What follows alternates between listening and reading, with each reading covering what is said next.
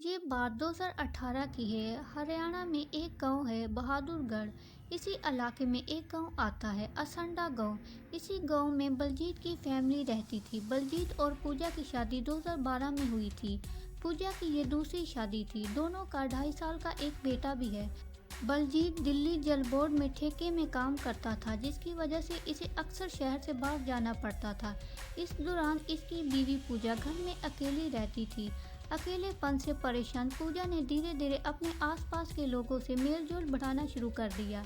इसी दौरान इसकी मुलाकात आशु नाम के एक आवारा किस्म के लड़के से हुई।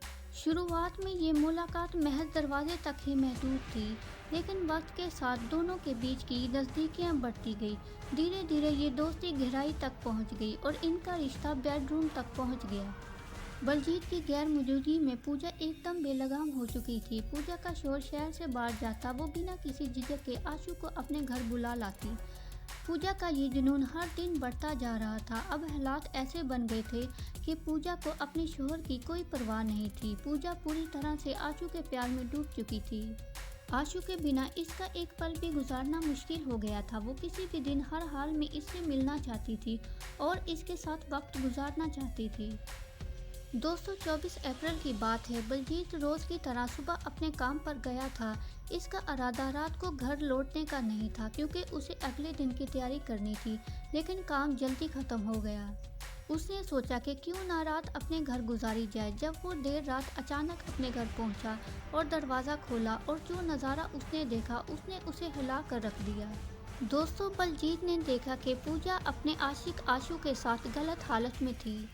ये देखकर बलजीत का खून खोल उठा। इसके लिए ये यकीन करना मुश्किल था कि उसकी बीवी, जिससे वो बहुत प्यार करता था, वो इसकी पीठ पीछे कुछ गलत कर सकती थी।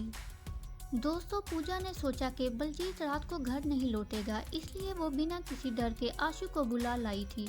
लेकिन उसके रंगे हाथों पकड़े जाने के बाद भी पूजा को अपनी गलती का कोई एहसास नहीं था। उल्टा उसने बलजीत से बहस करना शुरू कर दी। पूजा के इस रवैये ने बलजीत को और गुस्से में ला दिया। इस बीच मौका पाकर आशु वहां से भाग निकला। बलजीत कुछ समझ पाता तब तक आशु गायब हो चुका था।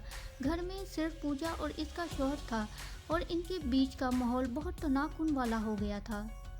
जब रात को बलजीत का गुस्सा ठंडा हुआ तो वो बिस्तर पर सोने के लिए चला गया, लेकिन उसकी बीवी पूजा के मन में कुछ और ही चल रहा था। पूजा रंगे हाथों पकड़े जाने के बाद ना अपनी गलती का एहसास था और ना कोई पछतावा, बल्कि उस वाकया ने उसके दिमाग में एक खतरनाक साजिश को जन्म दे दिया। अब वो अपने शौहर को हमेशा के लिए अपने रास्ते से हटाना चाहती थी। दोस्तों, पूजा ने खाने में नींद की गोलियां मिलाकर बलजीत को खिला दी। गोलियों का असर होते ही बलजीत गहरी नींद में चला गया। इसके बाद पूजा ने फौरन अपने आशिक आशु को फोन करके बुला लिया। आशु पहले ही पूजा के कहने पर सब कुछ करने के लिए तैयार था। कुछ देर बाद अपने 3 साथियों को लेकर पूजा के घर पहुंचा। उन्होंने बलजीत के गहरी नींद होने की तसल्ली की। फिर पूजा ने एक चुन्नी ली और आशु और इसके साथियों के साथ मिलकर बलजीत का गला घोंट दिया। बलजीत अपनी बेहोशी की हालत में ही दम तोड़ चुका था। जब इन्हें पूरा यकीन हो गया कि बलजीत मर चुका है तो आशु और इसके साथी वहां से भाग निकले। अब कमरे में सिर्फ पूजा और इसके शौहर की लाश थी। अपने शौहर के कत्ल के बाद पूजा बिल्कुल नाडर और बेफिक्र थी। उसने अपने शौहर की लाश को ऐसे ही छोड़कर टीवी देखते हुए रात गुजारी, जैसे कुछ हुआ ही नहीं। इसे इस बात की परवाह नहीं थी कि किसी को शक हो सकता है। बाद में वो आराम से अपने बिस्तर पर सोने के लिए चली गई। अगले दिन 25 अप्रैल को पूजा ने खुद को पूरी तरह घर में बंद कर लिया। उसने घर का दरवाज़ा पूरे दिन बंद रखा ताकि कोई अंदर झांक ना सके। पूजा ने 24 और 25 अप्रैल की रात अपने शौहर की लाश के साथ गुजारी। कत्ल के 2 दिन के बाद पूजा को यकीन हो गया कि लाश को ठिकाने लगाना जरूरी हो गया है। 26 अप्रैल को उसने अपने आशिक आशु के साथ मिलकर दोनों ने एक तेजधार हथियार का इस्तेमाल करते हुए बलजीत की लाश के टुकड़े टुकड़े कर दिए। इन्होंने पहले बलजीत का सर अलग किया, फिर उसके धड़ और हाथ पांव को भी अलग अलग किया। इसके बाद लाश के हिस्सों को ठिकाने लगाने के लिए अपनी साजिश को अंजाम दिया। उन्होंने बलजीत का सर बड़े बैग में छुपा दिया ताकि उसे आसानी से कहीं ले जाया जा सके। सर को घर के अंदर फर्श में गड्ढा खोदकर गाड़ दिया। हाथ पांव को एक बड़े देगची में ढक कर छुपा दिया। ये सब करते हुए पूजा और आशु बेहद अलर्ट थे। ताकि कोई आवाज़ सुनकर पड़ोसी शक ना करे। दोस्तों, बलजीत के बहन भाई इसको ढूंढ रहे थे। वो बलजीत को ढूंढते हुए घर में दाखिल हुए।